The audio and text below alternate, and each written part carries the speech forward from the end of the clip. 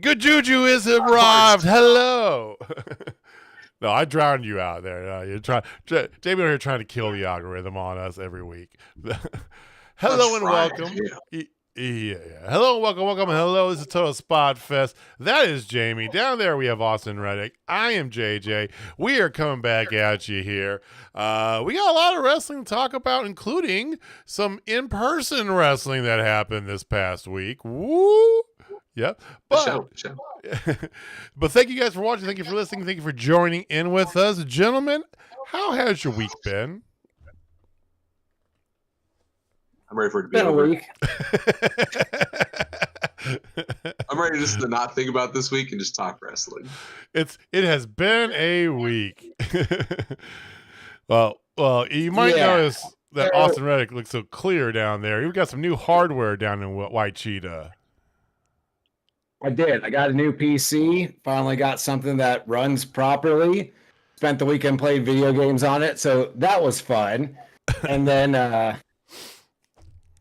as the week started, it got to be less ideal. So it's a concert tomorrow night here in Wichita to keep my eye on. A gentleman by the name of Charlie Crockett. If you're into country music, check him out if you're not familiar. There you go. But I'm waiting because it's an outdoor venue. And this time of year, it's raining on and off. And because it's Wichita and nothing ever sells out, I'm like, you know what? I'll wait till week of, check the forecast. So Monday, I check the forecast. I see Thursday, 70 and clear all day long. We are good. I buy my tickets. Tuesday, I get an email from the venue. Due to a scheduling conflict, the concert's been moved to August 20th. And I was like, son of a bitch, I just spent $200 on these tickets. You're so good for August, so it'll be fine. But I guess I should have waited one more day. That's not the point. So that's how my week's going. Oh, well, hey, first world problems. Yeah, I'm actually going to Columbia this weekend. We're going to, so my best friend, he's had a Dickens time. He's the one, his dad passed away, right? So him and his wife, they've had Dickens every year. So and they have, their big thing is going to concerts. They haven't been really able to go to many. So I was like, let's plan a weekend. Let's get away. Let's go to a concert. So her idea to go down, she said Memphis Mayfire has their new album and they have their concert. So Memphis Mayfire in May, back in Columbia where we went to college. And yeah, so we're going to do let's try and see if we still got it weekend. It's going to be the most glorious failure. It's going to be fantastic. I can't wait. So I'm excited. I'm not a giant MMF fan, but I have wanted to see them for a while, so it's going to be cool. We're definitely doing the old folk section. We're sitting in the balcony. We're not, the pit's a young man's game. I'm out of that game. When I went to go see Veil Amaya, I realized I am too old for the pit. So we're gonna sit back in the comfy seats, So I feel like that's one of those key moments where you start to just feel old when you're at a concert. Be like, I don't want to stand for 3 hours. I want a chair somewhere. I know. Hell yeah. Yep. So it has happened. What's up, Squatch? But no, if this is your guys' first time joining us here, thank you. We do this every Wednesday, approximately a half hour after Dynamite ends.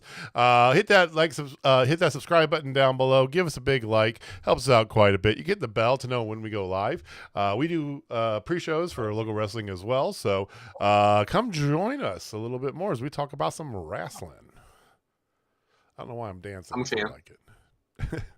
If you want me to ridicule you live and in person, I will do it for free. Even you don't have to pay me like Cameo or anything. Just give me a topic and just let me go. Yeah, and that's a shoot. Jamie loves doing that. All right. See, you gotta improve your business plan though. You gotta put the Heidi Howitzer in charge to make fun of people. I'm starting small, man. Like I'm just getting my name out there, Nope. And then eventually I'm going to work up to where I get paid like $20. Let's not go crazy here, Austin. Jamie doesn't have the assets that Heidi Howitzer has. Let's just be honest, okay? That's you gotta start somewhere. I mean, All right. So let's get right to it. We got a lot of stuff we want to cover this evening. But first and foremost, let's talk about some Dynamite. What'd you guys think of Dynamite tonight? It felt like a very bookend show. That's a good way to put it. The first match was match of the night, and then the last match was like, well, hold my beer. And then you sprinkle in a little Toni Storm in the mix. It was a solid show. Like, it was more wrestling, less story this week is what I felt like was more. I mean, the first match went over 30 minutes. Did that give you any kind of indication? Let's go there because I know Jamie's dying to get to that first match. He was eating every ounce of that up. So let's talk about the almost 40-minute opener, which I love that. I don't know how you feel about that. Austin, I know how Jamie feels. I don't know how you feel about that, but I love just put a shitload of stars out there and have them go for 30, 40 minutes. F it. Yeah, it's good in small doses. I mean, okay. I would enjoy it. I would you give me an awesome match with some incredible talent. I don't care how long it goes, but most of your audience, like our man Backwoods Squatch chiming in the chat, they don't want to see 40 straight minutes of wrestling. So it's good when you do it every once in a while, but it's nice that it can happen because now that match went 40 minutes, you don't know when the opener is going to end next week. like it can happen at any time, and so you do it every once in a while. So you're not sitting there like, all right, this is going to be an 8-minute TV match. Start the show. We'll go on from there. This 4-on-4 was the most PWG ass match I've ever seen in AEW. And I mean that in the most complimentary way possible. I got those vibes too. Yeah. So much. Yeah. But my whole thing with this match was, one, it again accentuates that Kevin Knight and Speedball Mike Bailey are going to be future superstars. Oh, I mean, those right? guys are... But it is the first time in a long time, gentlemen, we got the Rainmaker Kazuchika Okada and one, by God, Kenny Omega in the same ring at the same time. How did I feel that was going to be your anchor there? It's just a I mean, it's my favorite match of all time. Like, and that's saying something because I'm a Shawn Michaels guy. You know, like I'm a Shawn Michaels guy. Mm-hmm. So, with that being said, this match had everything I wanted. It had them finally, like, they kept them apart perfect. Like, it was just paced beautifully, even for 40 minutes because there's so many things. But all the crazy PWG spots, like the arm bar thing, was absolutely very PWG. The everybody missing elbow drops, like I dude, love the vertical camera on the elbow drops. That was just it was so great. Yeah. But then you finally had those two sons of bitches in there, and just like, I can't wait for this to happen at All In because that's exactly what it's happening. It's got to be, and Squatch said too. It's got to be All In, right? You're gonna relive the 7-Star Classic. You have to put it on your biggest stage. It has to. You pay for that. 100%. Yeah, and I think it makes sense at All In to combine the international and continental championships, and then this winter when we get to the Continental Classic again, just make it a trophy. Don't make it a thing you hang on and defend throughout the year. Just make it a tournament to win. Yeah, I agree with that wholeheartedly. You know, I think it's a good way to phase out a belt. But you know, for me, as much as I know Jamie had 3-foot chub for Okada, Omega, I loved, like you mentioned, Speedball and Kevin Knight and Ricochet. To me, Ricochet, he just continues. The man who is just like, even though he's not like getting those mainline title shots, right? He has actually established himself with something that he had problems with in WWE, right? He had his runs in NXT. He had some good stuff he did occasionally, right? But he wasn't on a run or something.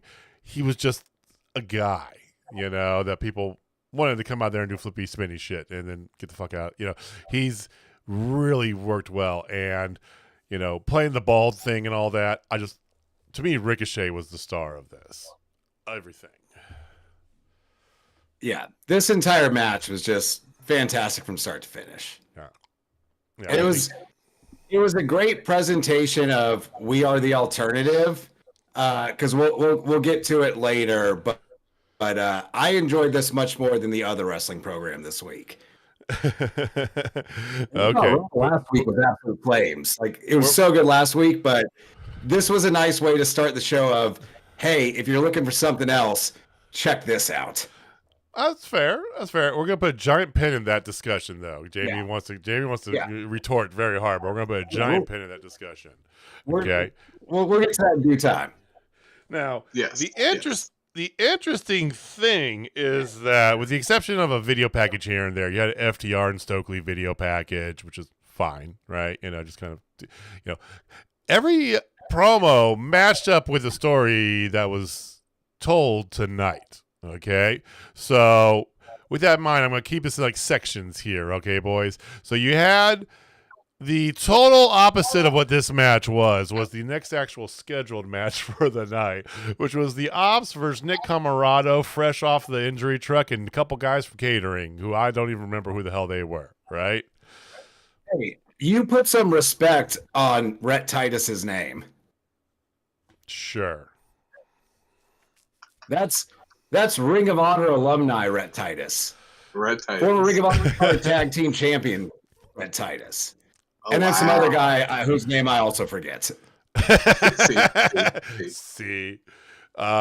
sacrificial lamb. Although Jamie, I know had grown to like Nick Camarado back a while ago when he went to like the big angry hairy Italian guy route. So, but anyway, the whole thing was a showcase. You had your squash match for the night, leading into another. Death Riders come out and beat the hell out of people and do all this, and Samoa Joe goes up to talk to him, and they walk out, and he raises the stakes, and we're gonna have a cage match in 2 weeks between him and Moxley, which I'm not gonna lie, that sounds about right for Mox and Joe. Yeah, let's do a cage match, sure. So literally post beatdown, as the Death Riders are running away and Joe's grabbing the mic, I'm sitting there thinking their match next week needs to be in a steel cage or something. Like, this is classic pro wrestling. You keep running, we're going to get locked in a cage. And lo and behold, 30 seconds later, our Lord and Savior Samoa Joe demands a cage match. Love it. That's classic pro wrestling right there. 101. Like, busted over the 1985 rule book of professional wrestling. Yeah. It's like, oh, right there, section B. Opponent keeps running away from you. Cage match. Like, this is right there. Writes itself. I think that highlights what's been missing from the Mox title reign and the whole Death Riders run. People just keep ending up challenging him to matches where there are no rules and all his friends can just run in anyway, instead of getting a stipulation that might prevent that, like maybe a lumberjack match or something. So we're heading the right direction. So Squatch put in there, he's okay with the Joe title run 2.0, which then I pose that question, gentlemen. It's on a Wednesday. It's not going to be at the pay-per-view. Does it happen? No. Would I like to see it? 100%. How long has he had it? 6 months now? Since November. Okay, yeah. I've wanted it since November. I would be cool with seeing Joe in the title. It's not going to happen. That's why I'm glad they're putting a cage as well, because now you've got to get like somewhat creative on the finish and do something different than what you've been doing his entire run. But you've gone this far. Mox is dropping it at All In. One reason I do want to see Mox hang on to the title a little while longer, returning Eddie Kingston for the title. That would be the best. I think word is he's really close. JJ, what do you think? I think that you've laid the groundwork for Ospreay. Okay. I think that Kingston can be a cog in this story, but I don't want to see him, be a main player in actually getting the title off of him, right? Again, you've laid like this these paintbrushes, these paint strokes have been long and hard, and it is very clear. This is Ospreay at All In, right? That's the thought. Although maybe we'll see. I don't hate the idea of Eddie getting involved with the storyline, but not in a way where he actually is the one to like take it off of Mox. Oh yeah, no, he's not winning the title. I just think you've got time between next Wednesday and All In to build Eddie up for a shot at Mox in between, just to fill in the gaps, because you've still got 6 weeks till All In. Yeah, I mean, you got something. You got to fill some gap there. All In? Yeah. But on that note, what do y'all think about the other way of Eddie Kingston coming out and helping Mox next week and joining up with the Death Riders for the last little bit of this arc until he drops out All In, which is going to happen? I would fucking puke. Just period. I am so over the goddamn Death Riders. Like, and you throw in who is going to get a ultra pop, like Killer Cross level pop. We're going to talk about that here in a second. I'm not going to call him Carrie, and he's lost that moniker. He's Killer. But that level of pop. Like, he deserves it. He needs to be involved in some way. If it is Will Ospreay's the end game, which it, by all intents and purposes, looks that way, then I guess we're waiting until July. Which, yep. Fuck.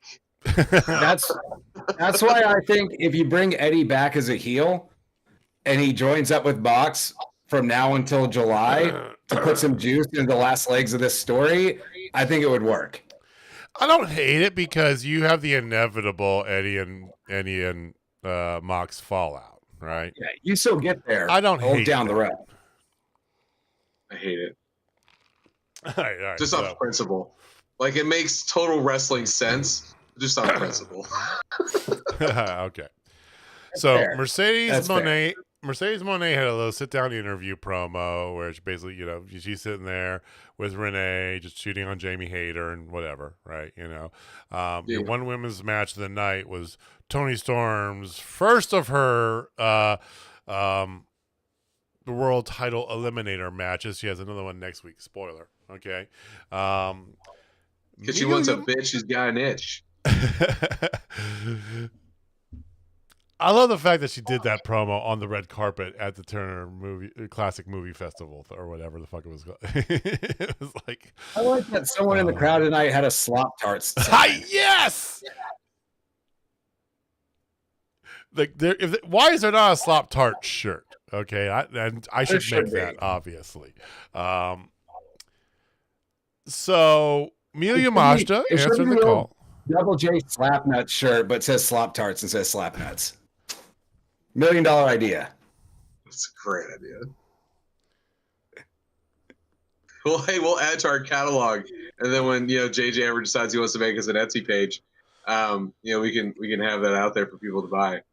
Busy man, Jesus Christ. Okay. People can buy our shirts. One day, I promise you. Great ideas. One day it's coming, y'all. It's going to come. All right. It's written down. So it shall be written, so it shall be done. All right, so Miyu Yamashita answered the call. Okay, we've all seen Miyu Yamashita. I mean, James, I'll have to share the locker room with her probably, I think, somewhere. But, it was good to see her on TV. I saw a tweet over the weekend because the first actual person to step up to the plate to take a title eliminator match was technically from Collision, where Queen Amanada did, and she did a variation of Stephanie Vacour's Devil's Kiss, right? Where she basically did what a stripper does to a guy on his at the bachelor party and does the butt bang. And somebody said, the quote on the video of that, it's like, is it just me or does Toni have to do something gay every match? And I feel like yes, and God bless her for it. It's character, man. It works. So, and she did it too. She got stuck in the outside of the ring post, which leads to butt kicking, not just of her butt, but also of Luther's for some reason. It was a fine match. It was good. It was okay. Not the best we've seen from Toni, not the best we've seen from Mia, but it's always good to have Toni on your TV. And then, of course, afterwards, out comes Mercedes, who says she's gonna, whatever, basically like pointing her shot at Toni, and then here comes Jamie to a big pop to give one punch on Mercedes, who runs away and scampers. And yeah, so A, what do you guys think about the match? B, has any of your opinions changed about the potential Hayter versus Monet matchup? So the match was fun. Saw a little middle of the show wrestling match. No complaints about it. Yeah. The post match stuff did remind me of a small concern I have with. We are a month out from Double or Nothing, and I have a feeling like the build to Mercedes and Jamie Hayter is just going to be one of them hitting the other running away for 4 straight weeks. Like, it seems weird to me that they they didn't start the Owen this week. So you basically get from your semis in a week or maybe 2 later is the finals. Yeah. But we've got a whole month to build up to those finals, and I'm not sure they're going to make the most out of that. I agree. And I'm just going to say it. I am just over the Mr. Machine riding Daphne version of Jamie Hayter. It's just like, I love her, and I just don't get it, but it's fine. The way that they did that, it just seems painstakingly obvious. It's giving Mercedes and Toni. Like, yeah, I hate to say it. I feel like there's like less than 1% chance that Jamie Hayter wins, which makes me want her to win even more. Yeah, but the realist in me thinks, okay, you know, when we talk about just that extra, the match itself, I thoroughly enjoyed that match. I love Yuya Yamashita. I love her Japanese strong style, her striker style in Tokyo Joshi Pro. She is a stud. You know, I've seen her 3 times now, twice in St. Louis, and she never ever disappoints. No, I like the match. I'm okay. Again, like I said, the match was fine. I agree with Austin's take on it. I agree with your take on it. And I agree with Jamie. Unfortunately, here's my question that I have about Jamie Hayter: is this her idea for the character, for the whole, flower power, whatever the fuck this is, or is this like someone's like trying to like grow up her character? Because she organically got over as just the badass chick next door. I know that's very general as a character goes, Austin, but she was charismatic, right? The music fitted her. The music does not fit this flower or whatever the fuck this is, right? No matter how much Toni dances to it, because my God, the gyrations coming from that ring with her, it was just, but I don't know. And I'm a big Jamie Hayter fan, which is why I think I'm more frustrated than anything, because I don't get this whole, I don't get the character. You had a perfectly good Jamie Hayter character, which grew organically into one of the biggest things in women wrestling before she got hurt, and you just abandon it? I don't get it. So the reason you don't get it, and the reason why nobody gets it, is because it's not a character. It's just an outfit and some music, and there's no substance to it. And pre-injury world champion Jamie Hayter was just cool. And the dressing like she's in the 70s, it makes her less cool, which kind of takes away what the draw to Jamie Hayter was. Okay, there you go. Yeah. And that's the problem with it. Is you had someone that was legitimately badass, and like Jamie said, now they look like they just crawled out of the mystery machine, but not even in a fun way, because you can do that. That's basically what Toni Storm's doing, is do a throwback, make it kind of silly and fun. But no, this is just Jamie Hayter in an ascot and some flower design. Like if she came out extra British and coming from Austin Powers or something, okay, now we're talking, right? Add something to it. All that being said, though, I'd like to get y'all's thoughts on this. Because we've been talking about we're probably going to get Mercedes and Toni. How would y'all feel about a non-finish at Double or Nothing and a triple threat at All In? I know they just did that at Revolution for the international title, but I think that would actually work better here than either of the singles matches. I don't want that, because I think the most recent rumor mill of a certain free agent who just finished up with Stardom coming over entices me more to make their debut at All In. Talk about Thekla.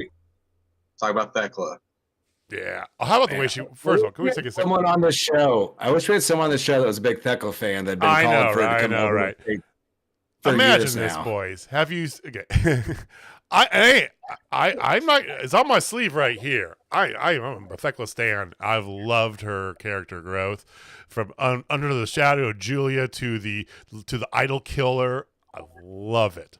Yes, I love her look. I love everything about her. I think she's fantastic. She's built like a brick shit house. She can wrestle. She has some stupid moves. Her spider suplex is one of the best I've ever seen. Fight me on that. Anybody out there, bring it. Let's go. And she's a submission artist. And she is a submission artist, yeah. But how about the way she went out, right? So the rotor, and then she just went out basically like getting fired and flipping off, and just going off on the president star. I mean, it's just like, oh, bro, it was so good. Oh, so good. So Squatch asked if they're phasing out the TBS title. Who knows? I don't think so. I think they need that secondary title, and if it happens like I expect it to happen, they'll be doing a tournament for the TBS title right after All In. I think you all know what I mean by that. Yeah, I think you do. I sure hope not. I mean, it's likely. That seems like something that could definitely happen, but Mercedes has to lose. Like, she's on a Goldberg run, dude. Yeah, without the cool factor of Goldberg, because Goldberg in '98 was awesome. No one. It's at the point where her continuing to win isn't even like drawing heat anymore. It's just, why are we still? It's Mox retaining the world title over and over again. It's just, after a while, okay, we just kind of see the same thing every time. Give us something new. Undefeated streaks are. Goldberg was special. Now they inflated the numbers. They did whatever. It was the late '90s, right? But that run at that time was unique, right? Fast forward ahead, Asuka and NXT, right? That was unique. Okay. You can't keep stringing that same string on that banjo and expect the notes to be as well received every time, right? Because then you did with Jade Cargill. Now you're doing the exact same thing with Mercedes Moné, and it's just like, it's okay. All right, yeah, we get it. Depth. It's time for her to drop it. But if they don't figure out a way to have Jamie Hayter win, then our dream of having a rematch of Athena versus Mercedes for the belt and Athena winning that belt are gone. It's just not going to happen, guys. And that's what I want. I want to see Athena take it off. Well, so we are a month away. Who knows what can happen? I mean, we've seen people get built up in a month before, and who knows? Let's talk about somebody else who's been getting built up, Mr. Nick Wayne. Okay, so we had a patriarchy promo interrupted by Jay Lethal, to which Christian, our father, makes a match tonight for the RH TV championship between Nick Wayne and Jay Lethal, right?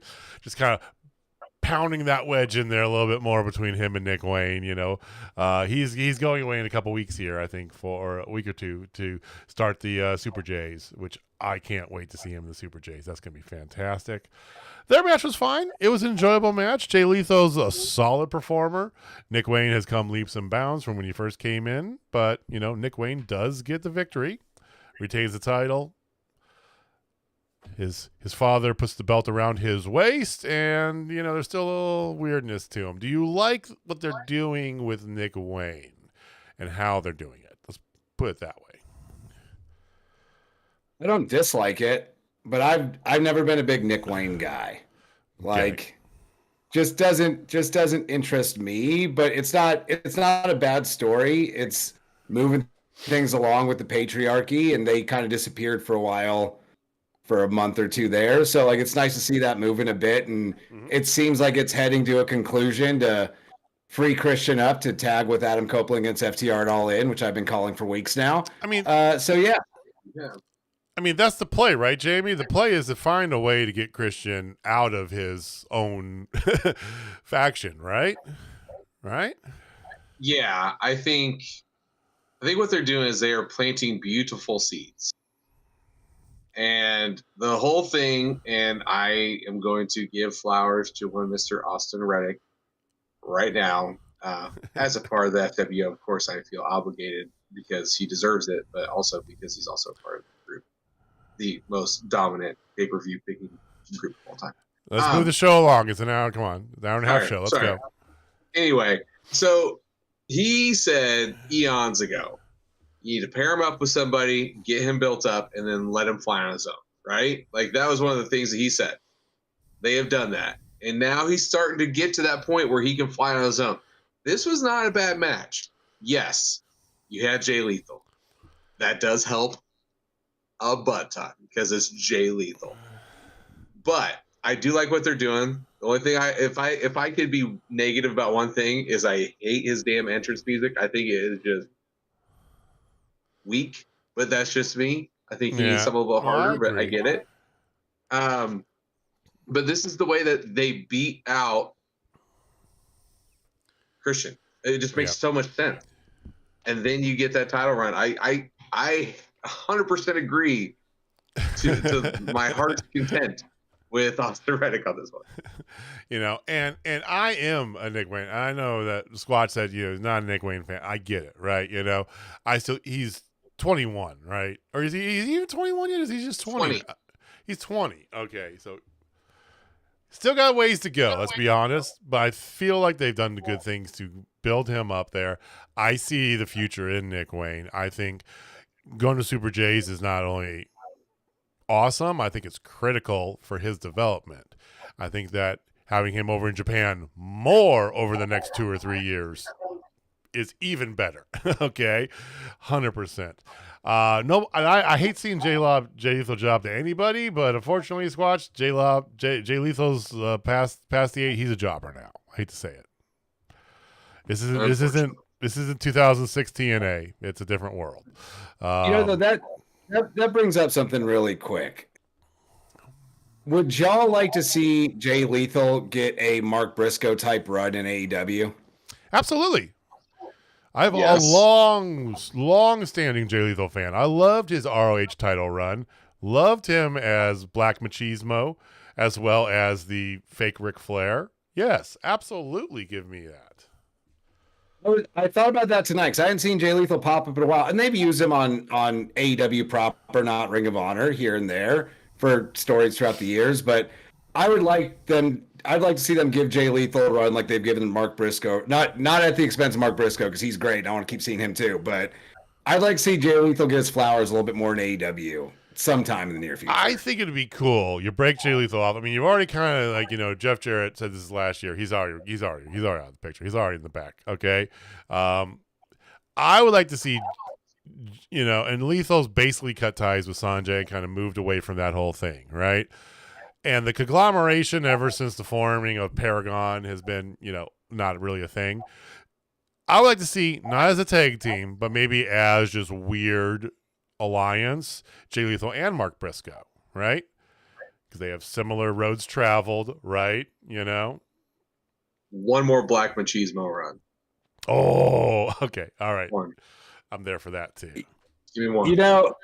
I love the current edition of the Ops, like swapping out Hook for Powerhouse Hobbs and feud. But imagine if the Ops was Samoa Joe, Jay Lethal, and Mark Briscoe as the trios champions.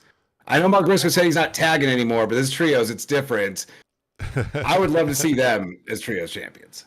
I mean, anything is possible. Anything is possible. Yes, but yeah, Be That Man does hail from Elizabeth, New Jersey. I would love to see that. So you had a Don Callis promo earlier. Oh, no. Sorry. I'm saving that one. Her Syndicate had a promo beginning of the night, right? They're going to talk about, hey, MVP is trying to convince Lashley. He's like, bring in MJF. If we don't like what he's doing, we can beat him out, right? The whole gang mentality. So they come out and they talk. We're going to have a discussion about adding a 4th member. And they invite MJF out. Once again, 3 thumbs up. MVP thumbs up. Shelton gets a thumbs up. MJF keeps poking the bear, calling Bobby Bob and all this stuff. And gets a very overly dramatic thumbs down. And they kind of like, I love that. so, oh. That's a worker. He's milking it. I mean, work. And, you know, little altercation, little fisticuffs, which lead to basically Lashley telling him, "We're the Hurt Syndicate. We hurt people. What have you done? If you want in, we need to see you hurt somebody." I would have liked to seen him give a thumbs down and have Cedric Alexander come out and jump MJF from behind, personally. But that's just me. So, I don't know. That wouldn't have been the worst. I still think if you're going to bring Cedric Alexander in, let him be his own guy.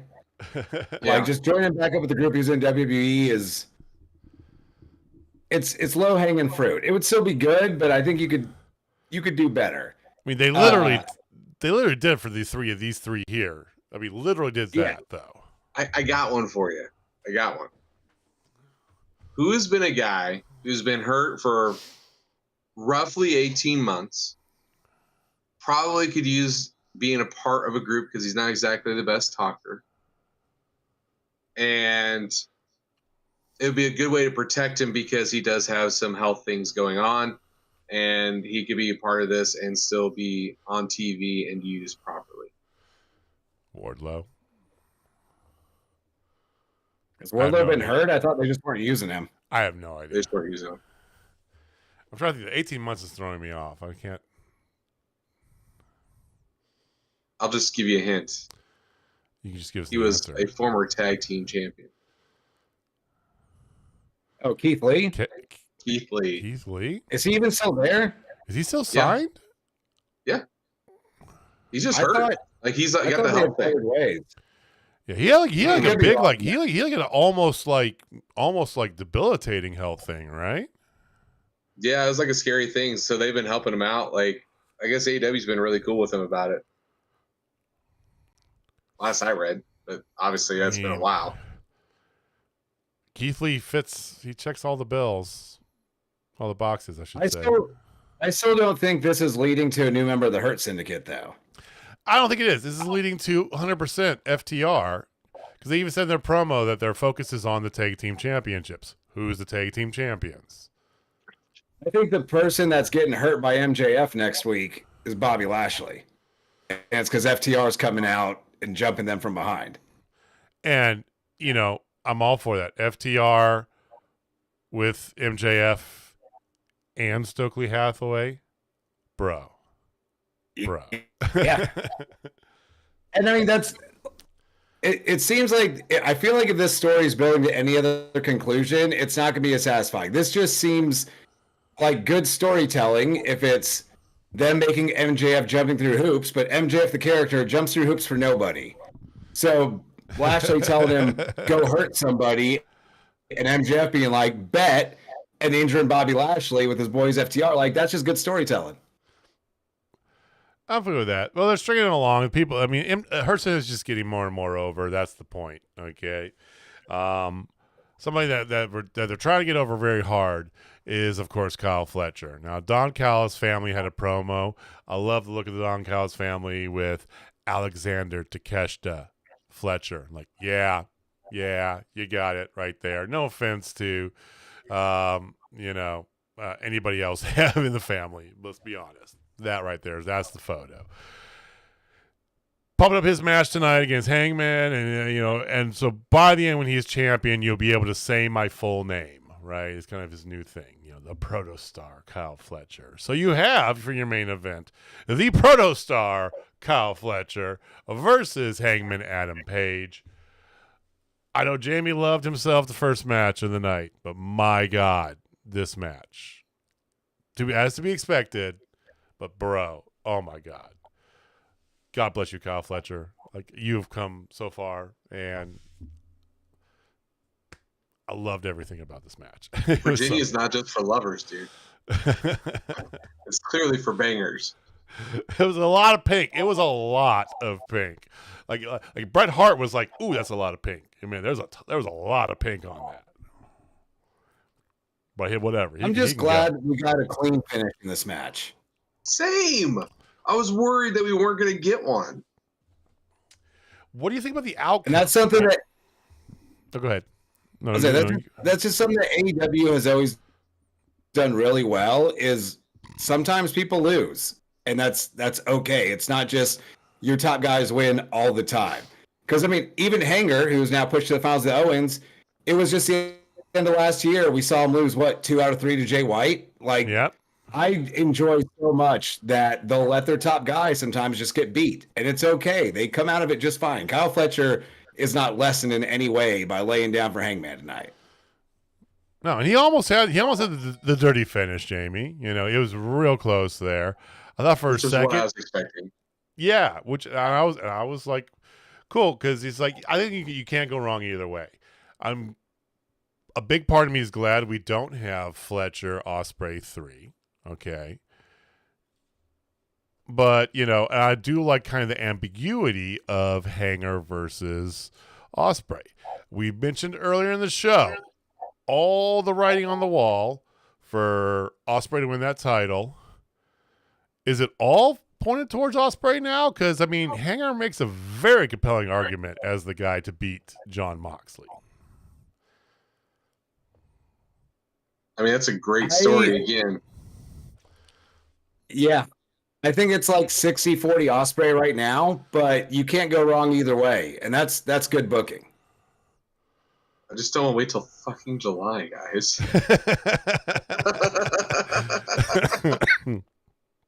I wanted to wait till January 1st. Yeah. Well, I really wanted to wait. Well, and Squash asked the question, for those of you who might be listening in on Spotify or Apple Music, he's glad that Hangman won, but wasn't the idea of Ospreay Fletcher match the goal? I think yes and no, right? I think that's the whole point, right? On the surface, yeah, that makes a ton of sense. Fletcher Ospreay, we've seen twice. It's been gold twice, right? Oh, have we seen it 3 times? Was it one of those a tag match? Yeah. No, we've seen it 3. Okay. Whatever. But the thing is Ospreay's got a 3-0 lead, a 2-1 lead on him right now. Yeah. And you build this up. Like, if you put him in the final, Fletcher, he can't lose at that point. Like, you can't do that to him. And you want to save that for later and build him up a little bit more. Maybe give him a TNT title run. Something. Right, but it's a little too soon to go back to that match again because you just had the big blowout in the cage. I agree. 6 weeks ago, whatever it was. I agree. I think the thing is, it's much similar to Hanger Swerve, right? That's one that you have in your arsenal that you could pull out when the time is right, and it'll be just as hot as it was when you put it in there. I don't think anybody's going to job 2 Mox, to be honest, Watch. That's what I'm getting at. I think that now you got 2 top of the top guy baby faces here. Either one of them could be the guy to dethrone Mox in 3 months or whatever the fuck it is, right? I'm with Jamie. This is like we got something, whatever. And if either one wins, you can't. I don't think you have 2 very compelling stories you can tell here, and the ambiguity that creates for Double or Nothing is kind of the point, right? Like that's how you get buys. So if y'all had to pick between the 2, Ospreay or Hanger, who would you want to go on a dethrone Mox? Ospreay. Hanger. I want Hanger because they did him a disservice on that first run because they didn't know what to do afterwards. I think their storytelling and everything is so much better nowadays. It would be perfect for him. And the full circle of him losing his absolute damn mind, burning down a house, to coming back, atoning for his sins, becoming a better human, and then winning the greatest prize of them all, opening up a briefcase, and finding a completely dismantled belt. Like, he's the guy. See, and that's why I asked that question. It's a hard one. There's not a wrong answer. It's a hard one. And I agree with that story, and I love that story. I think, though, that Ospreay is your cornerstone you're building your foundation on, right?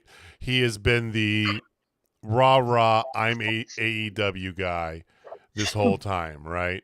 You know, and there's, as far as the Death Riders storyline goes, that's the person to dethrone Mox.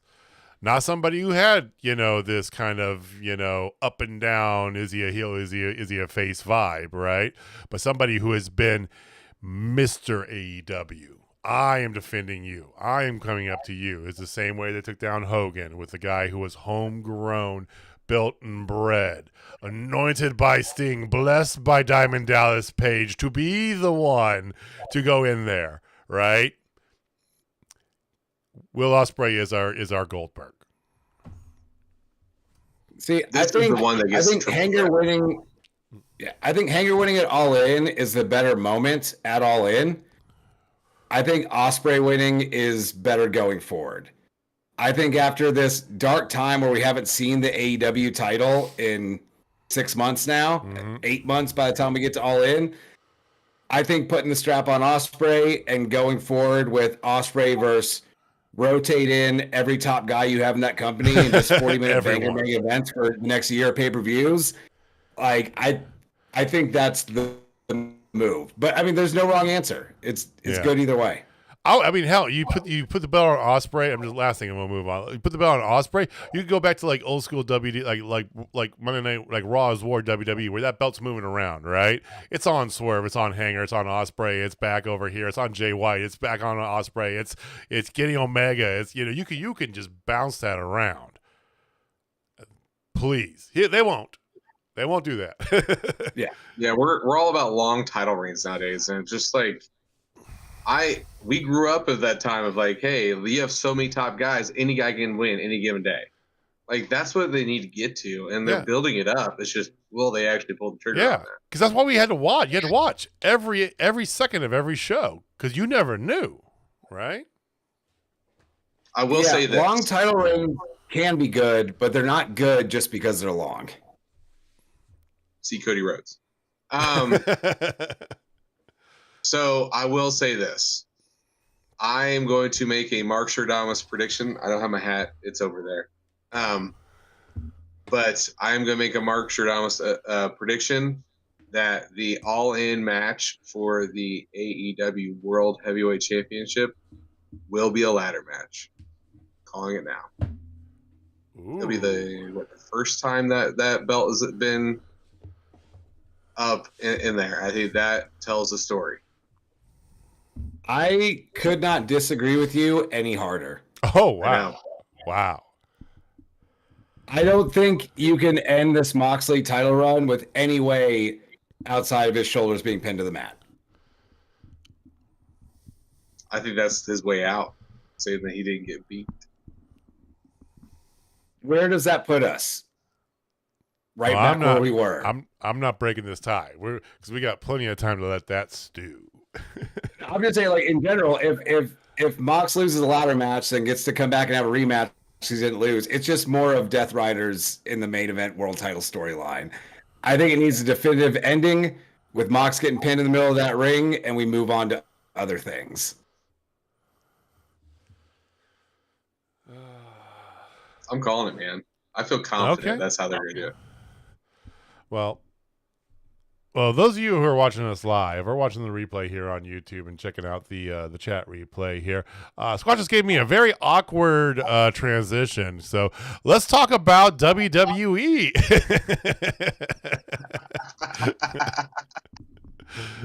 Yes, let's talk a little bit. So this past Monday, Raw was live from here in Kansas City, beautiful Kansas City. And one of us on the dais here got to take his children, or some of the children, to see it live. I got to bring Megan, your daddy, and her boyfriend, the current reigning, defending, undisputed pay-per-view pick champion and fellow member of the FWO, to Raw. And it was an absolute blast. And let me tell you why. Okay. the matches that we watched were actually really good matches. I mean, I got to see Stephanie Vacour live. Hell and I mean, yeah. I asked Matt, I'm like, now you get why Booker T does what he does now, don't you? He of course is like, I don't know what you're talking about, which was great, like, bro. but Yeah, we know your girlfriend's right next to you, but come on, let's be real. It's fine. I'd burn down a city for her. But the whole thing with WWE that sets them apart is not the wrestling. And I want to make sure everybody on this show hears me say this. They are a spectacle. They are a rock concert. They are a production above all productions. They had laser light shows. They had all sorts of kick-ass shit that no one does, you know, other than if you're at a rock concert, man. Like, their production is S tier. The product sometimes is not. Now, storylines while I was there were kind of weak. Yes. Logan Paul can't talk, even though he does get great heat. Killer Cross was on main event and he jobbed out and people lost their damn mind. I was so happy because his pop was deafening. Like everybody's like, let's go. You're like, he couldn't even hear he missed his cue on his music because we were so loud, which was great for him. The yeeting was great. I enjoyed the hell out of Pat McAfee's promo, even though it was so easily coming. It was, but I thought that was a really good promo from McAfee. Yeah. The women's matches were great. Some of the other matches were whatever, but you go for the experience. You don't go for the wrestling. I go to AEW to watch really damn good wrestling. Yep. And some solid storylines. You don't do that with WWE. You go there to just enjoy the experience. Austin, you had a different feeling. Now, you weren't in the crowd like Jamie was. I wasn't there. But as much as I sang the praises of Raw after Mania next week, and I even said last week, I've been burned before. I'm not expecting much. It was right back into this seemed like a largely pointless 2.5-ish hours of pro wrestling TV on a Monday night. Like to come off the heels of that amazing Raw after WrestleMania and be like, tune into our next pay-per-view. You'll get Pat McAfee versus Gunther and Logan Paul versus Jey Uso.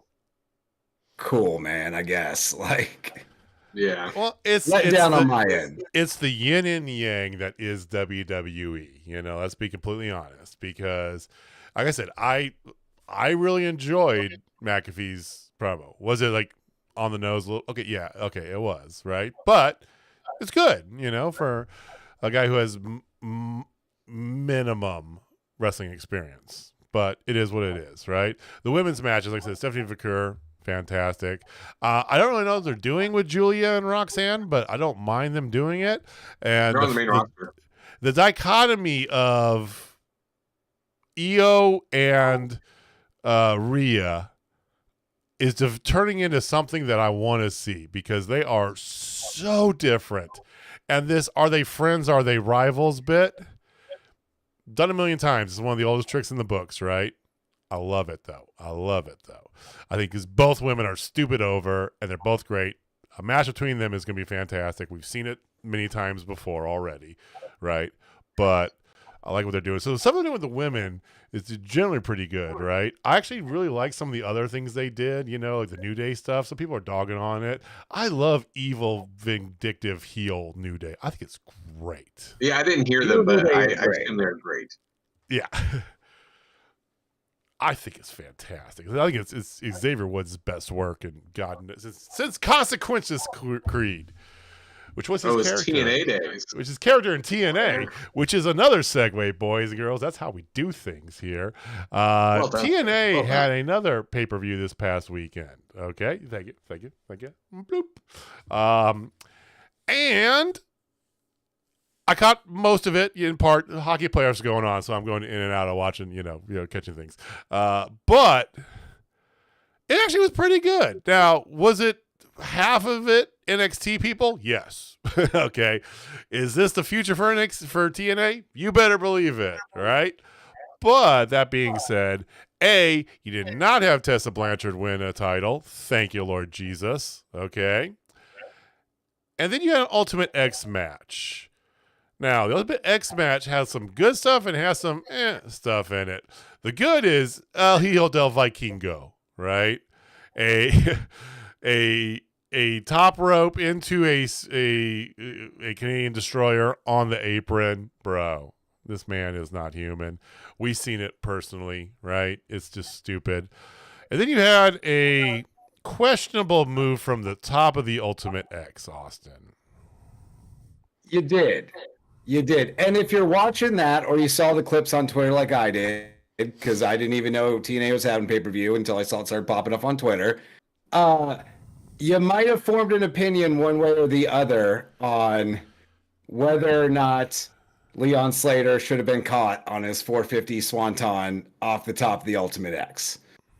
But luckily, as the resident in-ring correspondent, I'm here to shed a little light and offer a little knowledge on some of the inner workings of pro wrestling for all of you out there that may have never stepped into a ring before. Like Groucho Marx. Yeah. Please give us this knowledge in a stash format. So yeah, there was a lot of comments, both defending and calling out the other participants in the match for not catching Leon Slater on that move. Here's something some of you may not know if you've never wrestled, never been in a ring, and that doesn't mean you are uninformed as a wrestling fan, but just here's how this works. You do not practice catching people on dives. You do not train to catch people on dives. You just do it in the moment and hope for the best. And most times, that is perfectly okay. A lot of dives that look absolutely brutal are not bad because usually if you get touched at all and it slows your momentum, you'll hit the padding on the floor. It'll be fine. Unless you're one of the Martin brothers and you break an ankle because they're just cursed. But some people just aren't. So there's no way to go out there before the show, have Leon Slater climb the top of that contraption and just jump to test it out and hope it goes well. And so not knowing that, I could understand someone watching that and saying, oh, those guys fucked up. They should have caught him. When you have someone, a chute probably 15 feet in the air, not like the old 15-foot high steel cage that was 8 feet. Right. He's up there. And they are not only jumping, but they are also flipping and then extending. It is extremely difficult to gauge exactly where they're going to land because you want to be underneath them to slow their momentum. And there was a couple different angles of that dive. And if you look, no one physically moves their entire body out of the way. As he's rotating and coming down, one thing you do a lot of the time is you don't want to catch someone by just putting your arms straight up because someone's getting hit somewhere. That's not going to be great. You want to mostly catch them with your body. So as you see him start to rotate, you'll turn your shoulders a bit because there are 5 other people and you can't just have one guy in the middle just laying on top. Everyone's trying to catch him equally. And as someone that has caught many dives and done many dives, I'm averaging a dive a match these days. I'm basically one of these flippy boys now. He's a flippy spinny motherfucker now, people. It's confirmed. I am. I dive out of the ring at least once in pretty much every match I'm in. If it's a Triple L, I'll usually dive off the stage. That's the one high spot I do. This to me looked very much just like a very unfortunate mistiming of everyone kind of turned to gauge him and happened to perfectly fall right in between the center of the pack. There's not much you can do. AJ Francis still got his arm out, slowed his momentum. Leon Slater didn't die. No one's injured. Everyone's okay. So let's give Leon some credit for trying something super risky, but also understand it is a high-risk maneuver for a reason, and sometimes that shit just does not go well. Well said, sir. Way to pull back the curtain just a little bit. Just a little. Just a little. Just a little. I'm not doing a full documentary back in Gorilla saying, no, he's good, he's selling. That's pulling back the curtain a lot. Right. But I think sometimes it's good to hear how that kind of shit actually works. And yeah, catching dives, unless you move your entire body out of the way, like you're just trying to get as much in front of them as you can so they don't die. No one died, so it's all right. Yeah. Oh, it did look like he was really concussed. He looked like he was not a good spot, afterwards, And for what it's worth, and again, here's the interesting thing, okay? Because you made a joke about this a couple weeks back, okay? And that show wasn't a massive arena, right? It's probably about 6,000 people or so, but totally sold out, right? They've actually been doing decent on their live events that they've been doing. Now, have they been going to the right places? This was in LA, right? Have they been going to the right places? Yes. Okay. So there's been a little bit of foresight in there. I still am on the bandwagon that Anthem is killing TNA and eventually is just going to be absorbed by NXT, WWE, right? But for what it's worth, there are people who are doing well in it. The Nemeth brothers won the tag team titles from the Hardys. Thank God. I love me the Hardys, but it's time. It's time, boys. It's time. I'm sorry. It's time to hang those boots up. Let's go. But the Nemeth brothers together, they're fantastic. Moose is still doing Moose things, right? Yet I said Masha defended her title. She retained it. You had Heather and Ash by Excellence, who defended their titles against us, just a mass of women, half of them from NXT, right? You might have seen the Gigi Dolan gifs on Twitter, so it happens. You also had a new announcement there. Oh, it's just she was doing this weird booby dance on the outside, and the pervs were just, her usual look at me stuff. Okay. Yeah, it's Gigi Dolan. What do you expect? Okay. That no.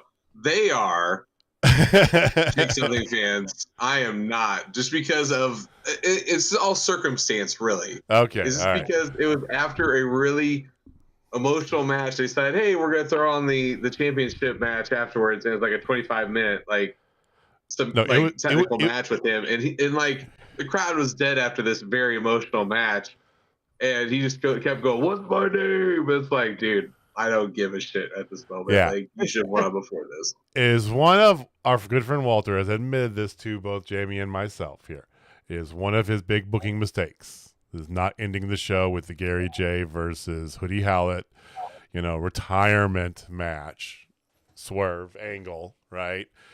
But following that up immediately with the Jeremy Wyatt versus Jake something title match, which, I still love Jake. I think Jake's great, but yeah, Jamie's he's out. He's all out, brother. Yeah, but no, and there was some other different.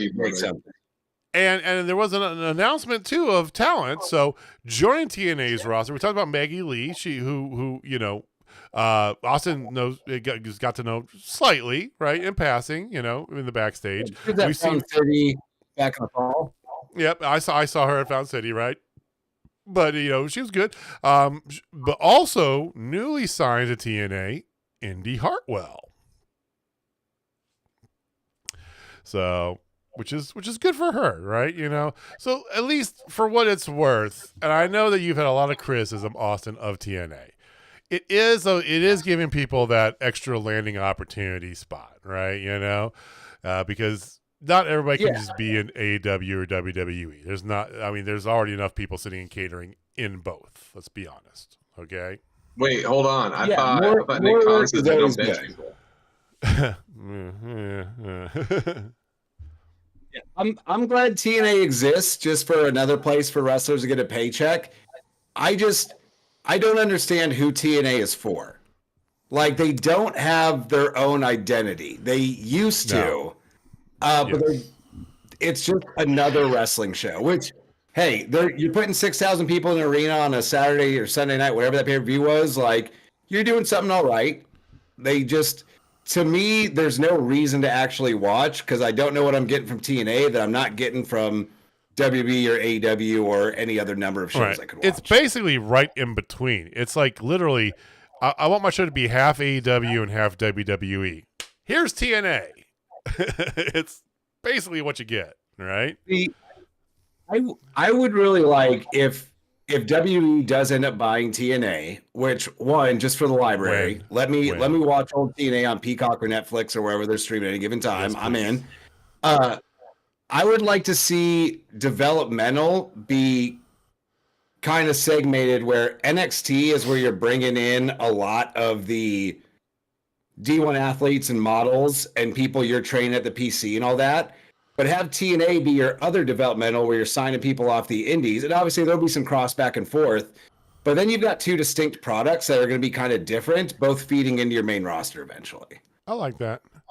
And we're going to hold that question here just to finish this up on TNA. And in a way, they're kind of doing that a little bit, you know, especially when you look at like Worlds Collide with the AAA acquisition. They're doing all that, which makes me think of another Mexican wrestling promotion, CMLL. Did you guys hear the news about All In Mexico? Grand Slam. I didn't hear about Grand Slam, Mexico. I thought you were suggesting that they announce an All In Mexico for next year. No, I just fucked up and said the wrong name. Quick. I would like to see them do tickets. All In Mexico next year. Like there is. I would love to see them do All In Mexico next year. That'd be great. I think All In will be in Mexico eventually. You know, I mean, maybe that's foreshadowing, but I think Tony would love to buy CMLL. I don't think that make it happen. They have the money for it, but I don't think they would be willing to sell. They don't need to sell to AEW. To be completely honest, right? They don't need to.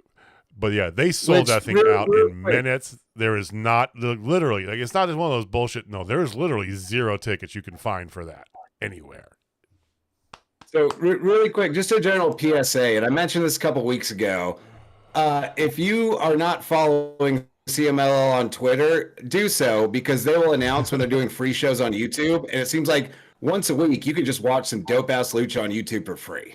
Yeah, live. Yeah, from what I heard from people, they said because it for a while AAA was the big show, right? Apparently CMLL is now bigger. They go back and forth, right, in Mexico. Apparently CMLL is now the bigger of the two. So, okay. I love lucha wrestling, period, so can't lose. Jamie, do you think that Hangman Adam Page, do you think he gives up Magnum TA vibes? I'm not the one to answer that question, sir. I mean, there's a certain person who coined that like a few months back. Yeah, backward squash. It's funny you asked that because I've been saying that for years now. And it's good. Wrestling needs a Magnum TA type guy. You need a mustache gentleman kicking ass on every wrestling show. Like yourself. Exactly. Which, if you live in the greater Denver area this Sunday and you like tacos, you can go see a mustache individual kicking ass around tacos. Well, running a free show at McGregor Square Park, I believe it is. If you follow Triple L on social media, you'll get exact details. Show starts at 4 p.m. I think it's part of some Cinco de Mayo festival, but it's actually Cuatro de Mayo because people weren't taking off work on a Monday. So, yeah, free show this Sunday in Denver, Triple L. I don't know what all has been announced yet, but there are some very good matchups on that card. So come on out if you're in the area. It's a free Triple L show, which we've all talked ad nauseum about, right? Fantastic promotion, free, and you're able to go because it's free. There's no tickets for it, right? This is a rarity because if you're trying to see Triple L regularize, tickets are scarce. So yeah, it sells out. Triple L proper sells out every single time, and if you are looking to catch some Triple L proper at the Oriental Theater, June 13th and 14th, or 14th and 15th, whatever that Friday, Saturday is, in the second weekend of June. Back-to-back anniversary shows. So lots of Triple L coming up in the next few months. That's exciting. It's good stuff. I am softball, so I can't. Jamie's going to be at a ball diamond for that entire time. But we do have local wrestling here in Kansas City coming up next month here. Fall Fountain City Pro, they just announced a couple matches going into their next show. Fountain City's Over You. So more to come on that here is happening next month in May. We'll have more coming up in the upcoming weeks here. And we will be back next week with more wrestling. So come join us. Same bad time, same bad channel. Again, if it's your first time here, welcome and hello. We'd love to see you come back. We do this every Wednesday. Hit the subscribe button. Hit the bell to know when we go live. Give us a big thumbs up. We do appreciate it. You can follow us on them internets at Total Spotfest. That's all we got. Jamie, take us home, man. All right, ladies and gentlemen, if you're not down Total Spotfest, I got 5 words for you. Tomorrow, it's gonna be May. Oh my God, this fucking guy. All right, guys, we'll see you next week. Peace. Later.